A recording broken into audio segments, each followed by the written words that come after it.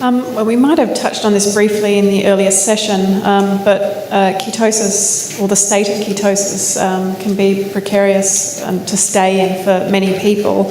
Some people have found that if they cheat just one day, they get thrown out of ketosis. How damaging is that, and do they lose the benefits of being in ketosis for the previous 3 or 4 days?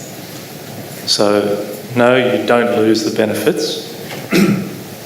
All that time that you were in ketosis, your insulin levels were low, your blood glucose levels were low, you were developing less AGEs, and you weren't getting towards all those other problems, glaucoma, disc disease, neurodegenerative diseases.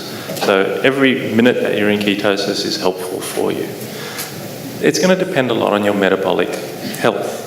So my mother, who has a few problems, if she has anything that cheats, she'll go out of ketosis for up to 2 weeks. That's how long it'll take her to get back into a proper fat burning state. If I cheat, it takes me about 12 hours. So it's going to be an individual thing, and that's where the ketone testing is so helpful, is because what you can do is you can work out with your own diet. Oh, I had 2 glasses of wine last night, this morning I woke up, I'm out of ketosis. All right, so next time I say, okay, I only had 1 glass of wine last night, I'm still in ketosis, well, I'm okay, I'm all right, I had this 1 glass of wine. But you don't have to be in ketosis all of the time. As long as you're in it some of the time, it's better than not being in it at all. Do I believe it would be better to be in it most of the time? Yes, I do. But if you're in it some of the time, that's better than nothing.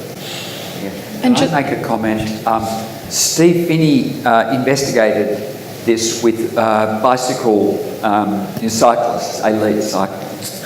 He would have them low-carb ketogenic during the week, and at some stage on Saturday night, some of them said, "Oh, can't we, have a bit of a night out?" So after being ketogenic all week, beer and pizza on Saturday night.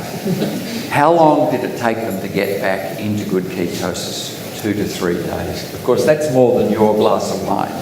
But they felt lousy the next day. So, when your body's burning a good fuel, why would you want to overturn that and really go backwards? Well, that's a bit of an interesting story, and I've got a similar, not a totally dissimilar anecdote. So back in 2007, one of the AFL teams that gets around the place, it was a Melbourne-based one, they started trialling ketogenic diets. They thought it might be useful.